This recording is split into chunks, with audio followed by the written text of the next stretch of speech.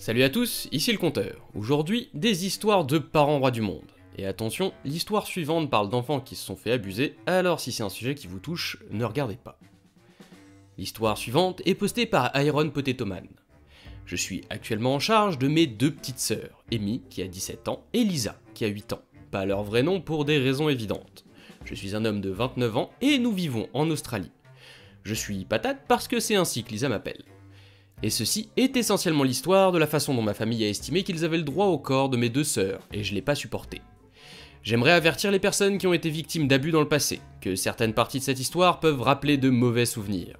Je suis profondément désolé pour ceux qui ont été victimes d'abus dans le passé. La partie principale de l'histoire se déroule il y a environ 1 an. À l'époque, j'avais déménagé il y a 6 ans et je m'étais installé dans un autre état pour mon travail et mes études. Honnêtement, je n'ai pas vraiment gardé le contact avec ma famille, ce qui explique sans doute pourquoi cette histoire a duré si longtemps. Si je n'avais pas déménagé et si je n'avais pas eu si peu de contact avec ma famille, j'aurais pu devenir une personne tout aussi roi du monde et horrible. Je suis revenu pour l'anniversaire d'un grand-parent, après avoir passé tant de temps loin d'eux. J'ai passé la matinée à rattraper le temps perdu avec les tantes, les oncles, les cousins, mes parents bien sûr, et Lisa. C'était la première fois que je me rendais compte des bizarreries de ma famille. Peut-être était-ce dû au changement d'environnement. Quelques-uns de mes colocataires avaient des petites sœurs, mais c'était la première fois que je remarquais à quel point les petites filles de ma famille étaient calmes. Je suppose que j'avais toujours pensé à Amy comme étant timide et tranquille, mais mes petites cousines étaient tellement pareilles, polies, timides, calmes et obéissantes. À l'époque, je n'y pensais pas plus que ça. Au bout de quelques heures, je me suis rendu compte qu'Amy n'avait été vue nulle part de toute la journée. La fête avait lieu chez mes parents, donc ça m'a troublé, et je me suis glissé à l'intérieur pour voir si elle était enfermée dans sa chambre, comme beaucoup de jeunes de 16 ans, en train de parler à ses amis ou de réviser. Ce que j'ai trouvé, c'est un souvenir qui me hantera à jamais. Mon oncle le plus âgé, du côté de mon père, était allongé sur ma sœur qui souffrait manifestement beaucoup et luttait pour ne pas pleurer alors qu'il la coinçait sous lui. J'ai complètement perdu les pédales, comme n'importe quel frère, en lui criant de la lâcher et de sortir de sa chambre. Je leur ai fait peur à tous les deux, mais à ce moment-là, j'étais vraiment prêt à achever mon oncle. Amy était plutôt mal en point quand j'ai essayé de la consoler. Elle était couverte de cicatrices, avait une éruption cutanée, dont j'ai découvert plus tard qu'il s'agissait d'une réaction allergique, elle était allergique aux fraises, ne parlait pas et me regardait comme si elle s'attendait à ce que je lui fasse du mal à elle aussi. Sa chambre était faiblement éclairée, les stores étaient scotchés au mur, toutes les affaires qu'elle avait quand je suis parti avaient disparu, donnant à sa chambre une impression de froid et de vide. Et pour ajouter l'insulte à la blessure, elle était enceinte d'1 mois. Lorsque j'ai demandé une explication à mes parents, ils m'ont dit, en paraphrasant, que c'était le droit de mon oncle, et mon père m'a simplement montré une de mes cousines de 11 ans, assise tranquillement avec ses parents, et m'a dit de m'amuser. Je suis retourné en trombe dans la chambre d'Amy, et je lui ai préparé discrètement un sac contenant des objets de première nécessité, et j'ai réussi à la faire sortir en douce de la maison, et à la faire monter dans ma voiture, avant de faire la même chose avec Lisa. Une partie de moi voulait aussi faire sortir toutes mes cousines, mais je me concentrais surtout sur Amy qui tremblait à l'arrière de ma voiture. Je les ai conduites toutes les deux au poste de police le plus proche pour signaler ce qui s'était passé. Je passerai sur les détails de la bataille juridique qui s'ensuivit, mais ma famille n'a pas apprécié d'être démasquée pour ce qu'elle faisait. C'était une tradition qui s'étendait sur plusieurs générations, et il n'y a rien de mal à la tradition. Amy et Lisa ont été placées dans des familles d'accueil temporaires. Amy était une épave. Pour elle, tout le monde pouvait et voulait lui faire du mal, et on me signalait toutes les heures qu'elle faisait une crise de panique. 3 de mes oncles sont allés en prison pour une très longue période. J'ai reçu pas mal d'argent de plusieurs membres de ma famille, la garde complète d'Amy et de Lisa, sans droit de visite pour leurs parents. Mes parents ont dû payer tous les frais de thérapie, les médicaments et les besoins médicaux pour les deux. Ma famille a été déchirée en deux. Beaucoup de mes tantes ont quitté leur mari avec leurs enfants, après avoir finalement eu le courage de me suivre. Des oncles par alliance ont pris leurs femmes, qui avaient également été abusées, et ont coupé les ponts. Je suis toujours en contact avec ces membres de ma famille, et je leur suis reconnaissant de leur soutien, et je suis heureux que mes cousines soient plus en sécurité aujourd'hui. Mais certains des cousins les plus âgés, qui avaient été élevés dans l'idée qu'il était normal de traiter les femmes de cette manière, ont suivi une thérapie, lorsqu'ils ont réalisé à quel point c'était une erreur. Et j'ai eu plus d'un cas où ils ont admis avoir blessé Amy et se sont excusés, ce que j'ai accepté car ces cousins ont fait de leur mieux pour sortir leurs frères et sœurs ou d'autres cousins d'environnements néfastes. Je crois qu'une partie du verdict a protégé les jeunes hommes de la famille, à condition qu'ils consultent un professionnel de la santé mentale. Car ils ont grandi en pensant que tout cela était normal. De sorte qu'ils n'ont pas fini en prison, mais ils ont fini sur une liste de délinquants intimes potentiels. Mais je ne suis pas tout à fait sûr de cela. Personne ne sait avec certitude qui est le père de l'enfant d'Amy, mais celle-ci a subi une interruption de grossesse, car on nous a dit que sa santé physique et mentale ne lui permettrait pas de porter un bébé, dont elle ne s'occuperait probablement pas. Elle y a consenti à l'époque, et son psychologue a abordé la question une fois qu'elle allait mieux, et a confirmé qu'elle n'aurait eu aucun amour pour le bébé en raison des circonstances dans lesquelles elle était tombée enceinte. Pendant 6 ans, Amy a été victime d'abus physiques, intimes, mentaux et émotionnels, de toutes les manières possibles et imaginables. Ces abus étaient principalement le fait des 4 frères de mon père et de son beau-frère par alliance, et mes parents avaient laissé faire, n'apportant aucun soutien à Amy. Au cours de l'affaire, mes oncles ont soutenu que c'était leur droit de naissance parce qu'ils étaient nés dans la famille et que c'était simplement le rite de passage d'Amy avant qu'elle ne soit mariée à l'un des copains de mes oncles à 18 ans. Ils utilisaient son allergie comme une forme de torture et de manipulation, voulant qu'elle soit silencieuse et obéissante. Ils pressaient des fraises contre sa peau chaque fois qu'elle disait un mot et la forçaient à les manger lorsqu'elle dépassait les bornes.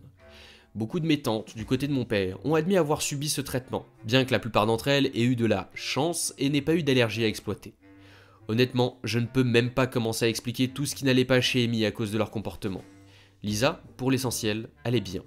Elle a eu besoin d'un peu de thérapie car on l'a préparée à obéir et on lui a appris que ce qu'elle vivait était normal. Mais Amy s'était complètement renfermée sur elle-même. Il a fallu 2 mois avant que je puisse même la faire parler. Aujourd'hui, elle me fait confiance et nous nous asseyons souvent ensemble. Je la laisse parler et s'ouvrir à tout ce qui la met à l'aise. Ces histoires m'obligent souvent à me retenir de pleurer pendant que je la réconforte. Il y a quelques mois, j'ai offert à Amy un chien d'assistance, adapté au soutien émotionnel dont elle a régulièrement besoin. Lickety Split est honnêtement le plus gentil des bons toutous.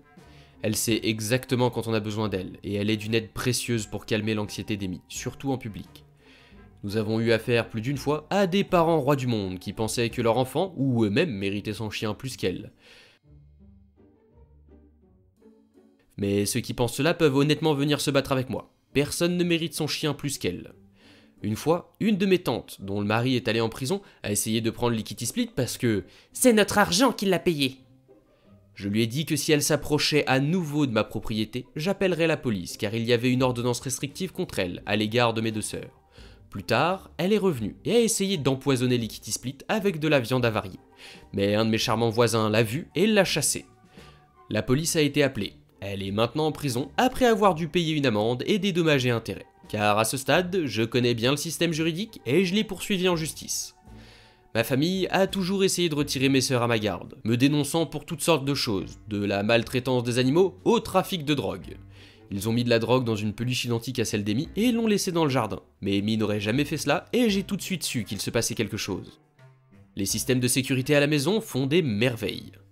En fait, je suis devenu assez copain avec les policiers locaux, qui doivent donner suite à leurs demandes, mais ils savent que je ne ferai jamais rien qui puisse mettre en danger ma garde sur les filles. Elles représentent le monde pour moi. J'admets cependant que j'ai fait des choses qui ont nui à mon lien avec elles, en criant quand j'étais stressé, et en jetant des objets de temps en temps. Mais je ne suis pas parfait, et Amy m'a dit que même si ces moments lui font peur, elle ne se sent pas en danger près de moi quand ils se produisent. Je les gâte aussi un peu quand ça se produit. Maintenant, la raison pour laquelle cette histoire a terminé sur Suis-je un Knarr est qu'il y a quelques semaines, ma mère m'a contacté pour me dire qu'elle voulait parler. Ma mère m'a expliqué qu'elle était en train de divorcer de mon père et qu'elle voulait avoir une relation avec moi et mes sœurs, en mettant l'accent sur le rétablissement de ses liens avec Amy, qui n'avait pas appelé sa mère depuis des années. Elle a expliqué qu'elle avait été poussée à se marier après être tombée enceinte de moi et qu'elle n'avait jamais voulu de cette vie pour ses filles. Je lui ai carrément dit non, ce que plusieurs membres de ma famille n'ont pas accepté. Car elle aurait pu faire littéralement n'importe quoi pour soutenir Amy sur le plan émotionnel, faire n'importe quoi pour qu'elle se sente mieux ou plus en sécurité avec ce qui lui arrivait. Mais au lieu de cela, elle a été évitée et isolée. Sauf lorsqu'elle devait cuisiner, faire le ménage ou rendre un service quelconque à la famille, allant même jusqu'à la réprimander chaque fois qu'elle essayait de se confier à ma mère qu'elle souffrait ou qu'elle avait peur. Amy avait largement dépassé son point de rupture lorsque je l'ai emmenée et avait même prévenu d'en finir moins d'1 semaine après ma visite. Ma mère a soutenu qu'elle avait le même droit que les autres membres de ma famille qui étaient partis et avaient eu des contacts avec mes sœurs. Mais je lui ai dit que c'est parce qu'ils le faisaient pour protéger leurs enfants, et eux-mêmes. Ils n'avaient pas attendu 1 an après avoir perdu la garde pour essayer de se battre pour leurs enfants. Et que je n'avais même pas besoin de donner une raison. J'avais la garde et elle ne l'avait pas. Les membres de Suis-je un Knarr m'ont convaincu que lorsqu'Amy serait dans un meilleur état mental et que Lisa sera plus âgée, j'aborderai le sujet avec elle. Je laisserai la décision entre leurs mains. On m'a dit qu'Amy sera dépendante bien après ses 18 ans. Son esprit ne fonctionne pas correctement. Il n'y a donc aucun risque que sa mère entre en contact avec elle derrière mon dos, même quand elle sera adulte. Et bien qu'Amy ait un téléphone et un ordinateur, elle n'a pas de réseaux sociaux, car elle ne veut pas que sa famille essaie de la contacter, car la famille l'a menacée de nombreuses formes de torture dans le passé. Cette histoire n'a pas de fin en apothéose, mais j'ai mes sœurs et elles sont dans un environnement sûr, où elles grandiront comme des enfants. Amy reçoit l'aide dont elle a besoin et sort lentement de la tour qu'elle a construite pour se protéger de la seule manière possible. Mais elle sait qu'il n'y a pas d'urgence à sortir. Je travaillerai avec elle au rythme qu'elle fixera. Elle découvre encore ses propres centres d'intérêt, mais elle aime beaucoup lire un livre accompagné d'un thé fruité. Elle a également une petite collection d'animaux en peluche, principalement des nounours, qu'elle adore et en emporte un partout avec elle. Elle est sensible à la texture, la sensation est donc réconfortante pour elle. Et une fois par semaine, nous nous asseyons pour essayer de trouver des nounours plus anciens qu'elle aime. Il ne reste que 3 nounours sur sa liste de souhaits. Et honnêtement, j'ai adoré aider Amy à se découvrir. Elle a perdu une grande partie de sa capacité à penser et à ressentir par elle-même pendant cette période. Et la voir découvrir son genre de livre préféré ou ses types de musique préférés est un sentiment formidable. Sachant le chemin qu'elle a parcouru, et je vis pour les jours où elle parvient à sourire. Ça y est, on est arrivé au bout. Hopi déjà, t'es un super grand frère. T'as sorti tes sœurs de là, et mine de rien, il y en a une, tu lui as sauvé la vie. Y a pas de mots pour décrire ta famille. Tu dis que ta sœur, tu l'as sortie de là, elle avait 17 ans. Et ça faisait 6 ans que ça durait. Ça veut dire que ça a commencé, elle avait 11 ans. Son père était pas là pour la protéger, sa mère était pas là pour la soutenir, et c'est des gens de sa famille, des gens sur lesquels t'es censé pouvoir compter, qui ont fait ce genre de choses. Et Hopi nous a posté une deuxième histoire qui est quand même plus légère que la première. Cet incident s'est produit il y a quelques mois. Lickety Split tient son nom d'une drôle de marque qui ressemble à un cornet de glace sur la tête, et ses dresseurs l'ont nommé d'après l'un des très vieux mais petits poneys. Amy adore son chien, et nous avons travaillé quelques mois avec le dresseur pour adapter Lickety Split aux besoins d'Amy, par exemple pour que les inconnus respectent son espace personnel. Les gens me disent qu'ils ont du mal à ne pas caresser les chiens d'assistance parce qu'ils ont besoin de leur montrer qu'ils sont de bons chiens, mais croyez-moi, leurs maîtres leur font déjà savoir. Lickety est toiletté quotidiennement par Amy, et ils ne sortent jamais sans une pochette pleine de friandises. J'ai 3 histoires différentes de parents et d'enfants qui pensent qu'ils méritent le chien d'Amy plus qu'elle, et pour éviter que ce post ne soit trop long, je vais les raconter séparément. La première s'est produite moins d'1 mois après l'arrivée de Lickety Split. Nous étions dans un parc local qui autorisait les chiens sans laisse, laissant notre chienne se promener et elle n'avait pas son gilet car c'est un moment de jeu pour elle. Mais je l'avais avec moi, juste au cas où elle aurait besoin de se mettre en mode service pour ma sœur, ce qui n'était pas rare. Je m'efforce d'aller au parc avec Amy et Lisa tous les jours, parce que sinon Amy se cacherait sous ses couvertures dès qu'elle en aurait l'occasion, et c'est bien d'être en public et de prendre l'air. Nous étions en train de jouer à la balle avec Lickety Split en lançant à tour de rôle la balle de notre joyeuse chienne. Amy commence à s'impatienter environ 1 heure après le début de notre promenade, qui dure normalement 2 heures, ce qui arrive. Il n'y a pas toujours de raison, elle s'agite et s'effraie facilement, et j'ai appris à reconnaître quand elle est en détresse depuis longtemps. Alors, nous avons rappelé Lickety Split, et je l'ai aidé à mettre sa veste car quand elle ne la porte pas, les enfants viennent souvent la caresser et participer au jeu. Mais quand Amy devient anxieuse, il vaut mieux que Lickety Split concentre son attention sur Amy.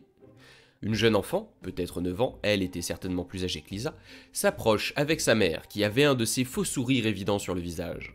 Elle n'avait pas la coupe de cheveux typique de « je veux parler au manager », mais une de ces coupes de cheveux de « je me sens comme si j'étais meilleur que vous et je ferai en sorte que vous le sachiez ». Elle sera notre Karen et sa fille sera nommée la petite Suzy. Pourquoi avez-vous arrêté de jouer? Suzy s'amusait à vous regarder jouer avec votre chien. En fait, elle me demandait de la laisser jouer avec, et j'ai dit oui. Alors, est-ce que ça te dérangerait de lui donner la balle? Moi, avec un sourire amical. Je suis désolé mademoiselle, notre chien est un chien de soutien émotionnel, et il doit s'occuper de ma sœur en ce moment. Je ne sais pas pourquoi vous avez dit à votre enfant qu'il pouvait jouer avec le chien de ma sœur. Je ne dirai certainement pas à mes sœurs qu'elles peuvent jouer avec des objets qui ne sont pas à elles. Tout en expliquant cela, je me place entre elle et Amy, qui est assise par terre, concentrée sur son chien, en essayant de se calmer. Je suis très protecteur envers mes 2 sœurs, alors je ne lui laisse aucune chance pour s'approcher d'Amy, qui est maintenant au sol, respirant fortement, pendant que Lickety Split fait son travail. Tout cela en disant à Lisa de s'asseoir avec sa grande sœur et de l'aider si elle en a besoin, car parfois Amy a besoin d'aide pour se calmer. Ce n'est pas vrai, ta sœur n'est pas aveugle, elle n'a pas besoin d'un chien qui travaille pour elle. Si vous voulez être paresseux, laissez au moins mon enfant jouer avec le chien. Les chiens d'aveugle ne sont pas les seuls types de chiens d'assistance. Ma sœur a eu un chien pour l'aider à gérer son anxiété et d'autres problèmes de santé mentale. Elle porte maintenant son gilet, alors il est illégal de déranger notre chien, car il doit concentrer son attention sur ma sœur. Les chiens ne devraient pas être obligés de travailler pour les gens, c'est une erreur d'avoir réduit ce pauvre animal en esclavage. Mademoiselle, notre chien n'est pas réduit en esclavage, on lui a simplement appris à reconnaître quand ma sœur a besoin d'aide ou doit se calmer. Même moi, j'ai suivi des cours pour apprendre à mieux m'occuper de ma sœur. Notre chien est traité comme une extension de la famille et il aime aider ma sœur. Maintenant, nous devons rentrer à la maison pour que je puisse préparer le dîner de ma sœur. En me tournant vers mes sœurs, je vois Suzy qui essaie d'attraper la queue de Lickety Split. Lisa se place simplement à l'arrière, dos à la petite Suzy, et commence à tapoter le dos du chien de ma sœur. Décidant que j'en avais assez et qu'il n'y avait aucune chance qu'Amy se calme ici, je commence à ramasser les affaires des filles pour retourner à la maison, bien qu'il soit 1 heure plus tôt que d'habitude. Je me retourne et j'aide Amy à se relever. Elle est en larmes et tremblante à ce moment-là, et je ne veux pas lâcher Lickety Split qui est en mode alerte à cause de l'humeur de ma sœur. Lisa se plaint de devoir rentrer plus tôt à la maison pendant que je clippe la laisse de Lickety Split et que je serre Amy contre moi, la laissant s'accrocher à une partie de la laisse pendant que je tiens la poignée par prudence. J'ai lu trop d'histoires sur Reddit. Alors, nous commençons à marcher. La petite Suzy bondit en avant et pousse violemment notre chien. Amy crie et s'accroupit sur le sol, les mains sur la tête, dans une panique frénétique, tandis que je repousse la petite. Lickety Split boite et gémit, mais va tout de même droit vers Amy et se tient au-dessus d'elle. Elle est maintenant très en colère et grogne contre Karen et Suzy pour avoir effrayé sa maîtresse et l'avoir blessée. L'enfant pleure parce que « Il m'a repoussé du toutou que je voulais vraiment et tout ce que je voulais c'était faire un tour sur son dos !» Notez que cet enfant faisait presque 2 fois la taille de Lickety Split. Karen s'approche alors de moi en écumant pratiquement à la bouche. « Donnez-moi ce capot tout de suite ou je vous dénonce pour avoir abusé intimement mon enfant !»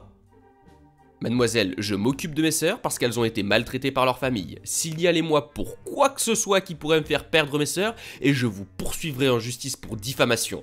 Maintenant, votre enfant a blessé le chien de mes sœurs, alors nous allons chez le vétérinaire. Puis-je avoir vos coordonnées pour vous envoyer la facture du vétérinaire ? Karen a une expression de colère stupéfaite sur le visage, me donne à contre-cœur son numéro avant de prendre son enfant et de s'enfuir. Mais je m'assure de noter également le numéro de la plaque de sa voiture avant d'appeler la police, juste au cas où elle porterait plainte pour abus intime. Je suis très prudent lorsqu'il s'agit de la garde de mes sœurs, car je ne les confie pas à la plupart des membres de ma famille et perdre leur garde me tuerait. Nous emmenons Lickety Split chez le vétérinaire et elle n'a que des entorses mineures aux pattes arrière et au dos. J'ai pris soin d'envoyer les détails de la facture du vétérinaire à Karen, et surprise, elle a refusé de payer jusqu'à ce que je menace de la poursuivre en justice car Lickety Split et tout son entraînement n'étaient pas donnés.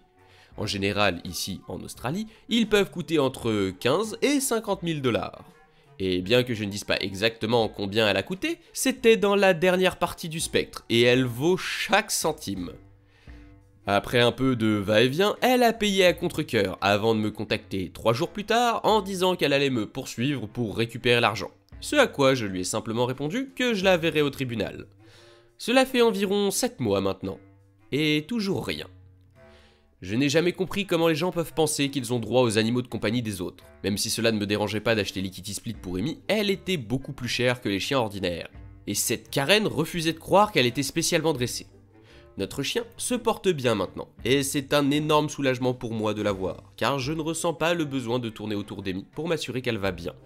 Mais n'oubliez pas de ne jamais déranger un chien d'assistance, son attention doit être concentrée sur sa personne. C'était la plus légère de mes 3 histoires, les 2 autres ont nécessité l'intervention de la police. C'est ton animal de compagnie, si tu dis non à quelqu'un pour qu'il joue avec, c'est non, point barre. Enfin, y a pas de débat. Voici donc la deuxième de mes 3 rencontres avec des parents rois du monde. Celle-ci est en rapport avec le chien d'assistance de ma petite sœur. J'utiliserai les mêmes faux noms pour mes sœurs que ceux que j'ai déjà utilisés pour mes autres histoires. Amy qui a 17 ans et Lisa qui a 8 ans. Je suis leur frère aîné et j'ai 29 ans et tout cela se passe en Australie. Comme je l'ai brièvement mentionné dans mon autre histoire, je fais de mon mieux pour qu'Amy sorte au moins 1 heure par jour, ce qui implique normalement d'emmener son chien d'assistance pour une promenade en famille. Ce qu'elle apprécie et à quoi elle est habituée à ce stade. Comme Amy aime jouer à la balle avec Lickety Split, son chien d'assistance, j'ai pris soin de vérifier les règles et les conditions d'utilisation de l'aire de jeu. Tout particulièrement les règles concernant les chiens sans laisse. En tant que chien d'assistance, elle a le droit d'aller à peu près partout si elle a une laisse et un gilet et qu'elle ne trouble pas l'ordre public. Il y a un terrain à proximité où les chiens non tenus en laisse étaient autorisés. Mais la zone autour de l'aire de jeu n'autorise que les chiens tenus en laisse, ce qui est normal dans ma région. Nous nous rendons donc au nouveau parc, armé de sacs à popo pour toutou, de crème solaire, d'eau, d'un gilet et d'une laisse pour Lickety Split. Les nouveaux endroits rendent Amy anxieuse, alors nous marchons un peu pour l'aider à comprendre où tout se trouve. Et pendant ce temps, Lickety Split porte son gilet et sa laisse, marchant consciencieusement au rythme d'Amy, comme le bon toutou qu'elle est. Il y a pas mal de petits enfants et nous ne voulons pas qu'ils la distraient, mais la plupart semblent comprendre ce que signifie le gilet de Lickety Split. Cependant, une enfant en particulier, que nous appellerons sale petite gamine, s'approche et demande à jouer avec Lickety Split. Amy souffre de mutisme sélectif. Elle ne peut pas parler dans certains, pour la plupart, des situations. C'est donc moi qui explique que Lickety Split travaille en ce moment et ne peut pas être distrait. Mais je montre le terrain et dis que nous pourrions y jouer plus tard, si Amy s'en sent capable. Normalement, cela ne la dérange pas que d'autres personnes lancent la balle tant qu'elle ne touche pas Lickety Split ou elle. Sale petite gosse s'emporte et dit que les chiens sont faits pour jouer et non pour travailler. Je lui demande si elle a déjà vu des chiens policiers à la télévision, ce à quoi elle répond par l'affirmative en hésitant. Et je lui explique qu'il s'agit d'un autre type de travail pour chiens. Le travail de Lickety Split est de s'occuper de ma sœur, parce qu'elle a peur très facilement, et que son chien veille à ce qu'elle ne soit pas blessée si elle a peur. La sale petite gosse se tourne alors vers Amy, qui s'agite un peu et n'arrête pas de tirer sur ma chemise. C'est son signal silencieux pour dire qu'elle veut s'éloigner. Tandis que Lickety Split est en position d'alerte, lorsqu'elle a le sentiment que quelque chose autour d'elle pourrait déclencher une crise chez Amy, ou lui faire du mal. La sale petite gamine lève alors les bras en l'air et crie « Bouh !» ce qui fait évidemment bondir Amy, qui se cache derrière moi et commence à pleurer. Amy, encore aujourd'hui, est très timide et ne se sent pas à l'aise dans des environnements inconnus, avec des bruits forts et des mouvements soudains vers elle. La sale petite gamine se met à rire et traite Amy d'attardée. Lisa, qui est très protectrice envers sa grande sœur, pousse alors la fille et la gronde pour avoir été méchante. Je décide que nous en avons tous assez de cette fille et je presse mes sœurs pour que nous trouvions un endroit où Amy pourra se calmer en paix. Nous trouvons un endroit à l'écart de la sale petite gamine et j'assois Amy sur un banc à l'ombre où je peux essayer de la calmer avant de décider si nous devons rentrer à la maison. Heureusement, elle n'était pas trop mal en point. Pour ce qui est de ses crises d'angoisse, elle respirait difficilement, elle avait chaud et elle pleurait doucement. Je lui ai demandé si elle voulait rentrer à la maison, mais elle a refusé et a demandé que nous restions loin de la sale petite gamine, parce que Lisa voulait toujours jouer dans l'aire de jeu, et a précisé qu'elle ne voulait pas que Lickety Split soit détaché de sa laisse.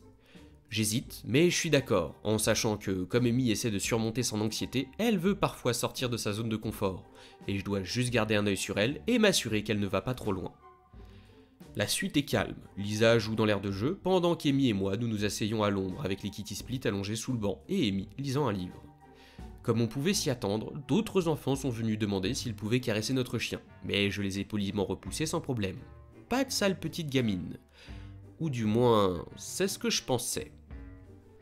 Sale petite gamine arrive en courant vers Amy et moi avec sa mère, me montrant du doigt tout en déblatérant sur la maltraitance des animaux. Mon attention était davantage tournée vers ma sœur que vers les propos de cette dame, si bien que la conversation n'a pas été retranscrite mot pour mot. Cela s'est également passé il y a plusieurs mois. La mère me regarde de haut en bas, comme si je n'avais rien à faire dans le quartier. Mon quartier est celui d'après et est considéré comme légèrement plus huppé. Et me demande si Lickety Split est mon chien. Je lui explique que Lickety Split est à mon nom, mais qu'elle est enregistrée comme chien d'assistance d'Amy. La mère m'a regardé comme si j'avais frappé son enfant. Elle me grogne alors quelque chose du genre « Comment osez-vous faire travailler un animal innocent et lui faire subir un lavage de cerveau pour qu'il ne puisse rien faire d'autre qu'obéir à votre demande ?» Je me contente de hausser les épaules et de lui dire qu'elle a le droit d'avoir cette opinion et je lui demande de partir parce qu'elle contrarie Amy. Elle exige ensuite que je lui remette le chien, car un chien aussi spectaculaire que le mien ne devrait pas être réduit en esclavage. Je lui réponds simplement non et je lui fais signe de s'en aller. Elle part, étonnamment, avec sa fille qui se plaint de vouloir un chien qui se comporte assez bien pour s'asseoir comme Lickety Split. Comme ils viennent de le quitter, nous retournons donc sur le terrain, enlevons la laisse et le gilet de Lickety Split après avoir vérifié que sale petite gamine ou sa mère n'était pas dans les parages. Remarque, elle a des plaques d'identification indiquant également qu'il s'agit d'un chien d'assistance et porte mon nom, mon adresse et mon numéro de téléphone. Souvenez-vous-en, c'est important plus tard. Nous commençons donc une petite séance de va chercher avec Lickety Split, en lui lançant la balle à tour de rôle, comme nous le faisions habituellement. Le parc est aménagé de telle sorte que le terrain se trouve juste à côté du parking avec une rangée de buissons séparant les deux, et la zone où nous trouvions comportait quelques arbres ombrageant des tables de pique-nique. Alors que Lisa lance la balle à son tour, celle-ci touche un arbre et rebondit dans les buissons. Lickety la poursuit et je dis à mes sœurs de rester sur place pendant que je la suis pour m'assurer qu'elle ne finisse pas sur la route. Malgré le fait que le lancer de Lisa ne soit pas trop fort, Lickety Split n'était pas juste derrière les buissons comme je le pensais initialement. Je ne l'ai pas trouvé après avoir passé les buissons. J'ai regardé autour de moi pendant un moment avant d'entendre les aboiements de détresse de Lickety Split et de me précipiter dans le parking. J'ai trouvé une famille de 5 personnes qui essayaient de faire monter Lickety Split à l'arrière de leur voiture.